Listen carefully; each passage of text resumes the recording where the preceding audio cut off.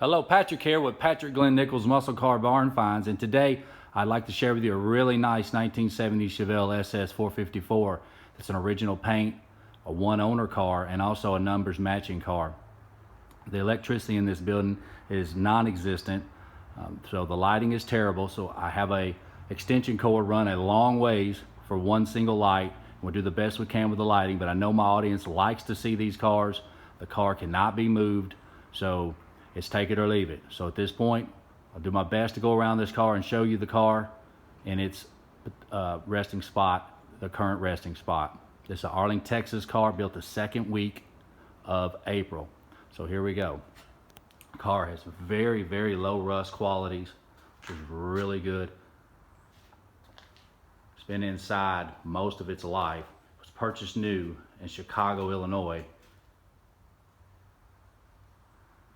and remained with this owner its entire life. The car came originally a manual transmission. As you can see, that has been changed.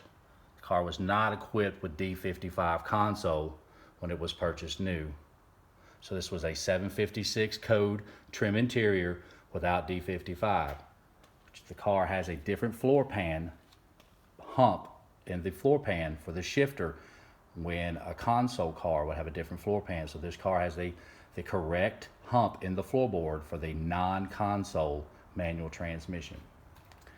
You can see the high red line. This car did have U14 tacking gauges. It is known to have 55,000 original miles, which we will try to focus on now. You can see 55. You can see the aftermarket tape deck, which is really, really popular back in the days. Everybody did that. What I'd really like to show you is the quality of the floor pans. The back seat was removed just before this video. Being an Arlington, Texas car, I tried to help this individual find the build sheet of this car, which is generally under the carpet on an Arlington, Texas car, but we were unsuccessful in our attempt. But I really would like to show you the quality of the floor pans in this car, how solid this car is, front and rear. And you can see the automatic. If this car came equipped with an automatic from the factory, it would have had disc brakes, which would have been standard on super sport equipment, which had a disc brake pad emblem in the middle of the brake pad, and this does not. So that right off the bat tells you that that has been changed. It's incorrect. There's a lot of debris in this car.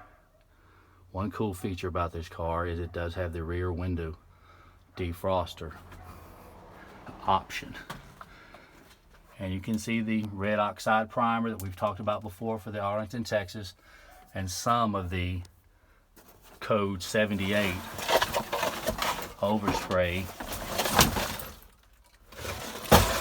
code 78 black cherry. But the quality of the floor pans in this car is beautiful. I mean,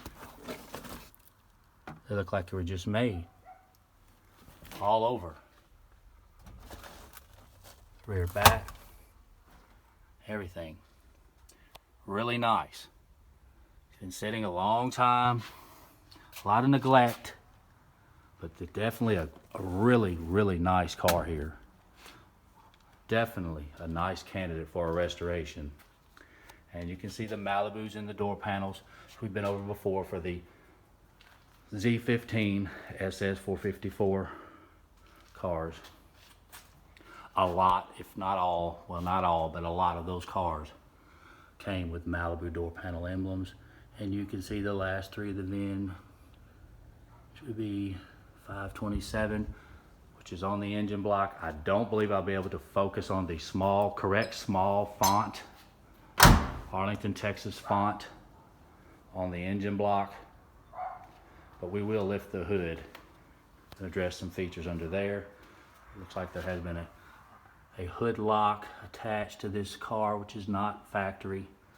We'll go down the side of the car now and show you the car really has low rust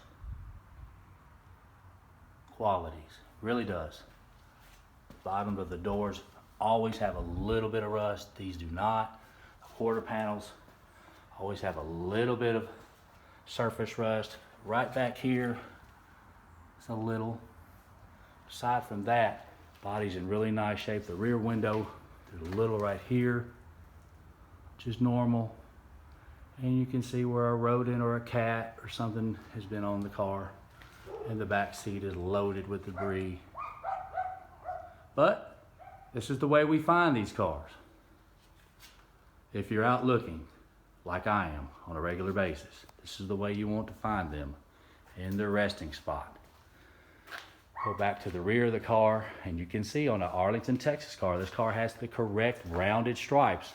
The car that I found in Texas, it had rounded stripes. A lot of times on an Arlington car, they were squared on both sides.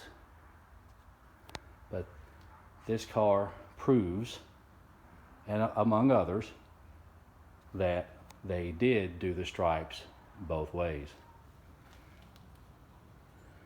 And where the stencil met the stripe was way up on the body crease on this car. All the way across. Right there. And right there. A lot of dust and dirt on the car. It's a really neat car though.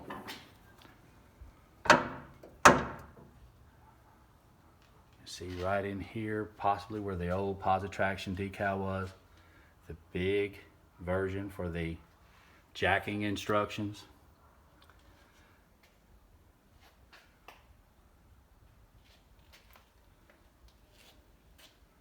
Really solid car.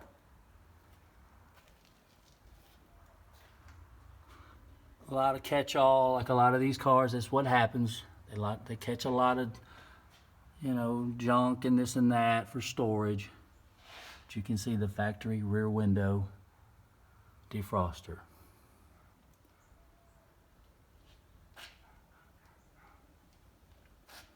And we'll go down the passenger side, which the lighting on this side, of course, gets increasingly worse, but we'll do what we can. The only thing on this car that has been repainted, I think there was a small accident to the passenger door, and there was some repair on the passenger door. But aside from that, over 95% original paint. And just to give you guys a little idea of what happens when you go to disturbing these cars, 2 rats escaped out of this back seat that you are looking at now as we removed it and ran outside the car. So always some type of rodent or something involved with messing with a car that has become an animal's home a lot of times. And the passenger side of the car. But again, I want to show you these floor pans, which are just really breathtaking. Look how nice the floor pans are. You want to talk about a really nice LS6 Chevelle to restore. This is one of them. Although I would take the automatic back out and locate the manual transmission. Is the only thing really missing other than some minor parts which can be located. I think all of the wheels are on site as well.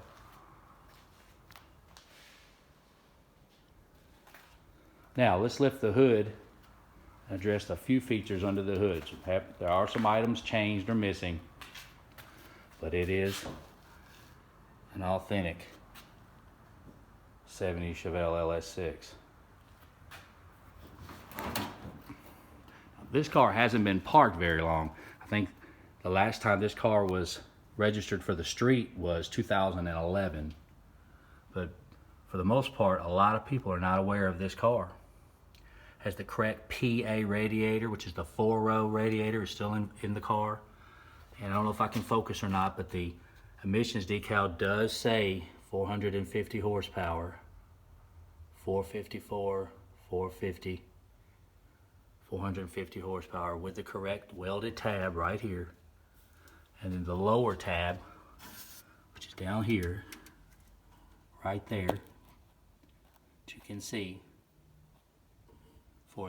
to accept the 4-row radiator. This car came factory with manual steering. Power steering to this car is incorrect with the 2-row pulley is incorrect, so that has been added. The valve covers, of course, are day 2. The master cylinder has been changed.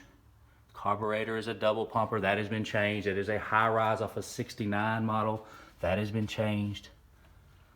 But the upper and lower pulley seem to be correct. The fan seems to be the correct heavy duty fan for the LS6. We got plastic inner fenders on both sides for an Arlington car, which is correct. Really nice car. The correct 165 fan shroud, really hard to find. We've been over before. That is cut specifically for the 4-row. The other 165 version will have about a 1/2 inch piece of plastic that goes in to accept the thinner radiator, which is the 3-row. But for the 4-row, it's wider. So that fan shroud is really hard to find because it's already cut from the factory to accept the 4-row radiator. And you can see the special high performance accelerator cable bracket still in place. And let's go over the cow tag real fast. Okay, we know 70 for 70 model year, 1970, 13637 for two-door hardtop. BT we've been over for the Arlington, Texas designation assembly plant, and 21700 would be the body number. 756 for black bucket seat interior. 7878, of course, for black cherry upper and lower. And 04B for the second week of April. And those other figures are data numbers for the Arlington, Texas plant, which we are not concerned with. Go around here a little better. Again, we talked about the lighting. There's no electricity in this building whatsoever. And I simply want to bring you these cars. I know it's dark, but this is the way it is. This is a real LS6 Chevelle, original paint. Black cherry, a really popular color. 4-speed, 410s.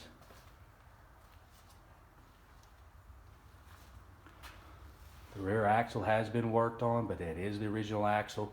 We'll walk over to the other side, see if we can't get some shots of the stamping on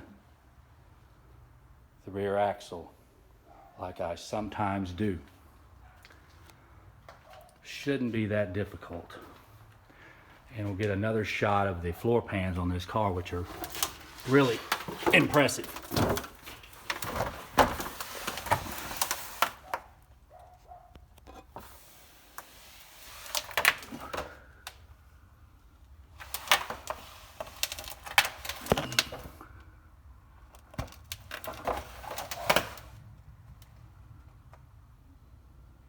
All right, right there, CRW 0322 for March 22nd, which definitely coincides with the second week of April assembly date for this car. We've been over it before, super hard to find. Rear axle. I'll do my best to stay steady, show you a little bit of the floor pans on this car, but it is low due to the flat tires. But like I said earlier, you want to talk about a really nice candidate to restore, this is one of them. Super low rust qualities and numbers matching. But Arlington, Texas, we've been over, everybody knows it, they're 70 Chevelle enthusiasts. They're notorious for not having build sheets. And we've been under the carpet on this car, and I'm not going to say that it's not here because we haven't had the seats out totally, but it's looking like it's slim chances at this point. But we do have a real CRV with a correct stamp in this car, which proves this car. The engine in this car proves this car, with a early April assembly date on the engine. I will try to get some photos of the engine stamp of this car and post them up as well. Now, this car, again, hasn't been parked for a long period of time. It's just a really, and somewhat of a survivor, somewhat of a barn find, you know, out of commission, one owner car. There you go. 2011, last time it was registered in the state of Mississippi. Back up one more time, give you a shot of the whole car.